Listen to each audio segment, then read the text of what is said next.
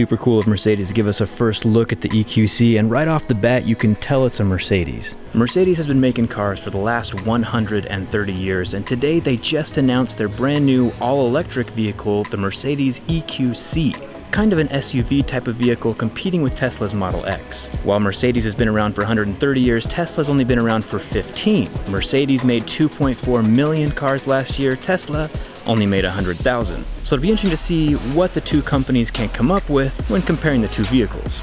Let's get started.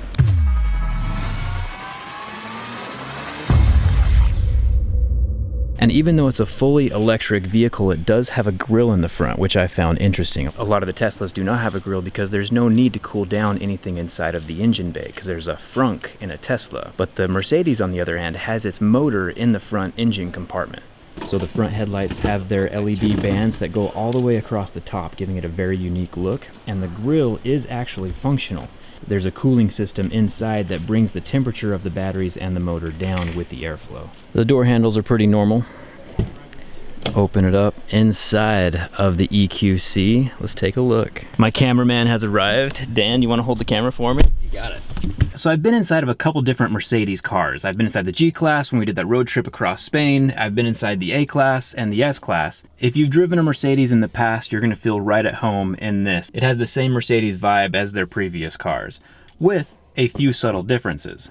So we have the standard dual screens that we saw premiered with the A-Class with these little buttons right here that toggle back and forth between all the information. There are quite a lot of buttons in this vehicle, including this trackpad, but one thing I do like is that specifically Mercedes designed these to look like circuit board patterns. The same type of design you would see pattern inside of a cell phone or a motherboard computer, as well as these silver lines going around the sides are modeled after an aluminum heatsink, which is pretty cool. So while Mercedes has maintained true to their normal interior design, there are a couple aspects that are more futuristic.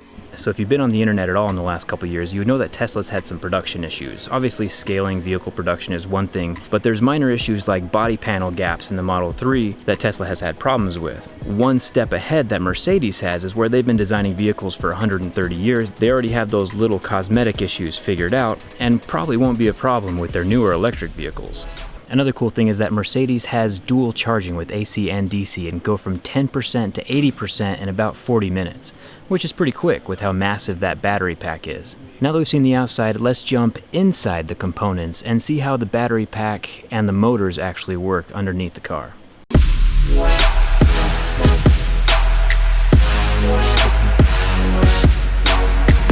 So the interior of the car, there's two motors. There's one right here in the front and there's one in the back as well. And so the front is a more efficient, more powerful motor. But if you want the performance, then they combine the back and the front at the same time. The front motor has more copper windings inside, which makes it more efficient. So the battery pack is in the floor of the car, and to charge it up, it's right back here. Also, one more cool thing with the motor is that there's individual motor mounts here, here, and there, as well as on the other side, because the motor is one of the things that's going to have the most vibrations in it as it's moving, and this whole contraption is going to keep the thing stable, eliminating a lot of the noise transfer inside of the car.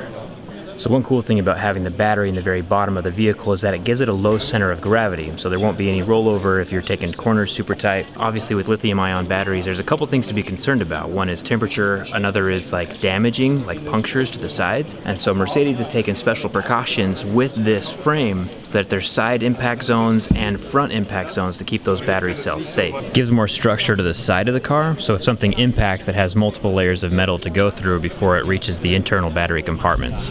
And if you look at the top of the battery, these black tubes running along the top can keep the battery cool as well as warm up the battery in cold conditions. Where I'm from in Utah, there's a lot of snow on the ground in the winter, and the batteries aren't optimal when they're cold, when they're in the freezer. If you take your cell phone and stick it in the freezer for a couple hours, your battery percentage is actually going to go down. So where the cooling and heating system are combined in this battery, you can drive the car optimally in cold conditions, which is pretty cool. So these are the individual cells inside of the battery pack right here, and the battery pack sits inside of the massive chassis over there. It's interesting that Mercedes chose to go with the pouch-style lithium-ion instead of the cylindrical batteries like Tesla does. So where there are 384 of these pouch-style lithium batteries inside of the EQC, Tesla has about 7,000 of those little cylindrical batteries inside of their car with the same battery capacity.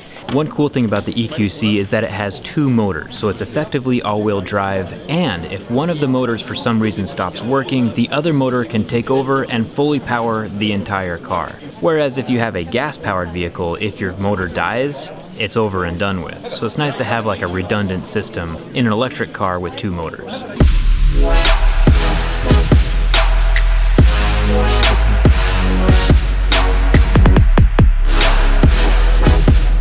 So there's no official price point on the EQC yet, but rumor has it it's supposed to be competitive with the Model X when it comes out. And my buddy Dan here has had a Model X for a long time. So what are your thoughts? How do you feel? Are you going to trade in your Model X for this thing? I like the car. Availability is supposed to be in the US maybe early 2020, which is around the same time I'll be getting my Roadster. So I'm going to hold on to my Model X for a few more years. Like, there's no reason to go and like put down a deposit. I think I can wait a little bit. But I do like this car, and I think there's still a lot that we need to learn about it over the next few years. Like, what is the supercharging network or the charging network going to look like in the US? Because right now it's kind of weak, really weak, compared to my Tesla. I love road trips. What is the price going to be? The rumors are it's going to be less expensive than the Model X. We don't know yet. It's going to be a while till we know for the US. So it's a good looking car, and when Mercedes builds something, they build it with really, really high quality. They've taken a long time to build this thing, and I think a lot of the reasons is because they're doing a lot of different testing on it. I'm sure that there's going to be a lot more thought behind this than the Teslas that are, some would say, thrown together in a rush from a car company that's only been around for a few years. So Mercedes has been around for a long time. And I love my Tesla. I love it. But I know, I haven't even driven in it yet, so I need a test drive. Okay, so back to you. Would you trade in your Tacoma for this next week?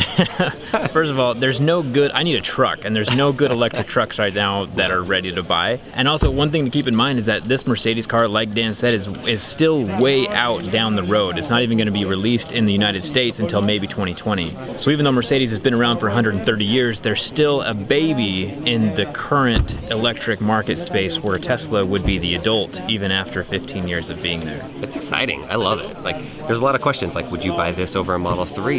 I think I would. I feel like it's nicer, especially if the price point is closer. As of right now. As of right now, but remember, the Model 3 is going to be like a year and a half old by the time this thing comes out. Right. You might have a $35,000 Model 3 in a year and a half. Who knows? Could go either way. So overall, though, this is great. This is great for sustainable energy. This is great for the future of electric cars, more competition. People that have been on the fence and said, I'm not going to buy a Tesla. It's not a legit car company. They're going to look at this and say, oh, look at this. Mercedes has an electric car. It must be okay to get an electric car. And they might start looking into it and buy a car, and that's good. Yeah, the more knowledge and the more cars and the more information that's out there is better for everyone. We do know that the top speed is right around 110 miles per hour, so it's a little bit slower than the Teslas, but the EQC does have regenerative braking, so every time you step on the brake, it can charge the batteries, or if you're going downhill, charge the batteries, and that's a good feature to have in an electric car. Most people are never going to buy an electric car just to save the planet. They're going to buy an electric car when its performance and the price outweighs its gas-powered counterparts. And as more car manufacturers jump into the industry, the overall price should come down while the performance should go up. Competition is always a good thing. And the more competition there is and the lower the price is, the more people are going to be buying electric vehicles, which helps the planet overall. Mercedes is working on their own version of Autopilot with a bunch of cameras up there behind the rearview mirror, as well as radar behind the Mercedes logo, which also lights up underneath this LED bar up at the top. And then there's another camera right here down at the bottom. So on the back of the car, we have the gas cap.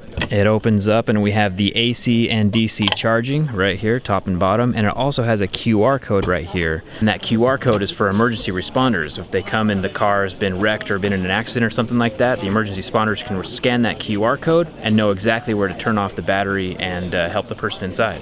So we don't know the exact range of the EQC, but it does have an 80 kilowatt hour battery, which means it should be around 250 to 300 miles, give or take a little bit. and which is pretty interesting compared to the different battery pack inside of the Tesla. Remember, this one has those flat batteries that I showed you earlier. The nice thing about Mercedes stepping into the electric car world means that now everyone needs to step up their game, and it's just going to be improvement for all the consumers around who want an electric vehicle. Super huge thanks to Mercedes for having us out. If you have any questions, go ahead and leave them down in the comments and I'll try to answer those. And thanks a ton for watching. I'll see you around.